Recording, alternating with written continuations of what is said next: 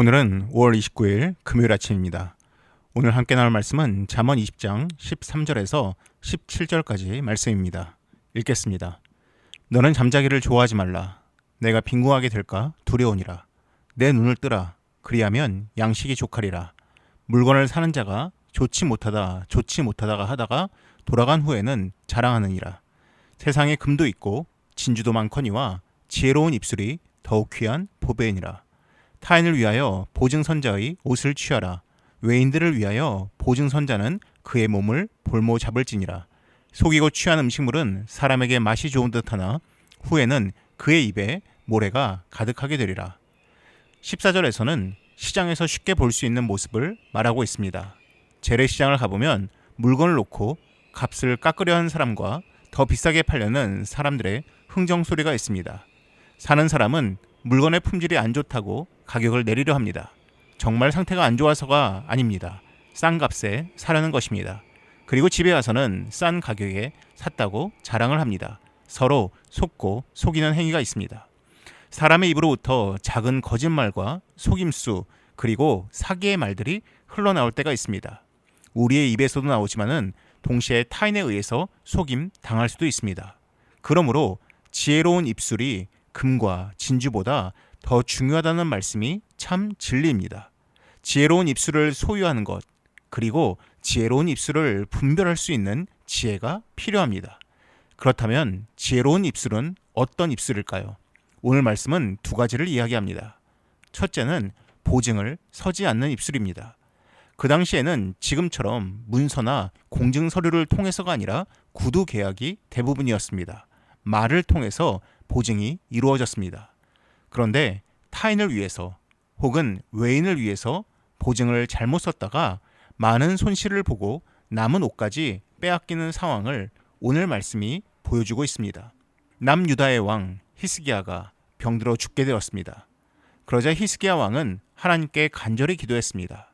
그러자 하나님께서 이사야 선지자를 통해서 15년의 수명을 연장시켜 주셨습니다.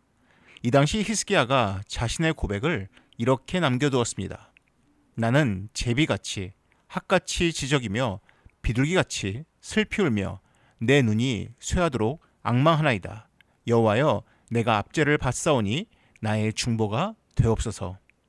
하나님을 향하여 나의 중보가 되옵소서라고 기도합니다.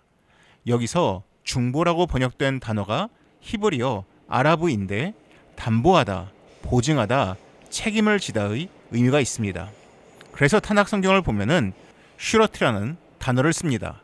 보증인 혹은 담보물이란 의미입니다. 하나님을 향해서 나의 보증인이 되어 주십시오라고 요구한 것입니다. 오늘 본문 16절에 보증을 서다도 이사야 말씀에 나오는 히브리어와 동일한 아라브입니다. 하나님은 우리의 보증인이 되어 주실 수 있습니다. 왜냐하면 하나님께는 능력이 있고 권세가 있고 힘이 있으시기 때문입니다. 반면에 하나님께서 우리에게 보증을 서는 것에 대해서 엄히 경고하신 이유는 우리가 타인의 채무를 감당할 만큼 능력이 없고 자칫 함부로 보증을 섰다가 우리의 인생도 함께 어려움을 겪을 수 있기 때문입니다. 물론 관계의 훼손도 가지고 올 것이 분명합니다. 두 번째로 지혜로운 입술은 17절에 나옵니다. 속이고 취한 음식물, 즉 다른 사람을 속이는 불법적인 방법으로 얻은 수익을 이야기합니다. 그 수익이 너무 달콤할 것 같지만 실상은 입안에 모래가 가득하게 되리라고 이야기하고 있습니다. 모래라고 번역된 단어는 자갈로 번역하는 것이 더 적당하다고 합니다. 그래서 대부분의 영어 성경이나 최신판 새 한글 성경에서는 자갈로 번역을 했습니다. 의미상으로도 자갈이 더 맞는 표현입니다. 불법으로 취한 이득이 처음에는 맛이 있어 보이지만 결국 자갈을 씹는 결과를 가지고 옵니다. 이빨이 모두 상합니다. 더욱이 이 자갈들이 입안을 가득 채우면 더 이상 다른 무언가를 입안에 넣을 수가 없습니다. 잠깐의 즐거움을 줄지 모르지만 타인을 속인 그 대가가 굉장히 무겁다는 것을 알려주고 있습니다. 셰익스피어가 쓴 베니스의 상인이란 희곡이 있습니다. 내용이 이러합니다. 베니스의 상인 안토니오는 친한 친구 바사니오가 결혼을 위해서 돈이 필요하다는 이야기를 들었습니다.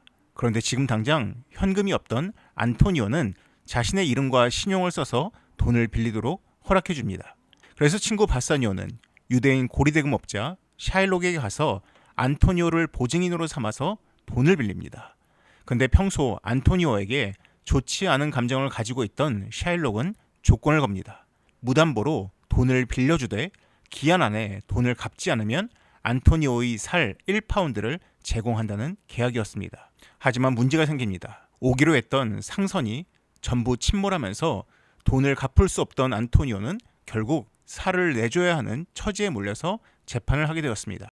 결국 샤일록이 안토니오의 그 살을 베려는 순간에 재판장이 선언합니다. 계약서에 살이라고 적혀 있으니 피는 한 방울도 흘리면 안 된다라는 지혜의 선언이었습니다. 그럴 경우 샤일록을 사형에 처하겠다고 말합니다.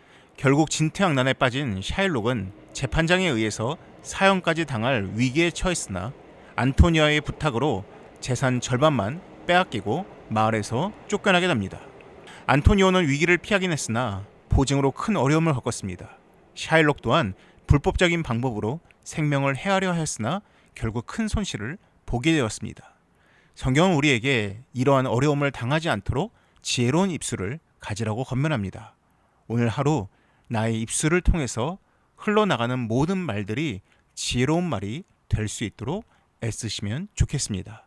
기도하겠습니다. 사랑이 많으신 하나님 아버지, 하나님, 우리가 지혜 없는 자처럼 말하지 않게 하시고 우리의 입술을 통해서 지혜의 말들이 흘러갈 수 있도록 하나님 우리를 도와주시옵소서.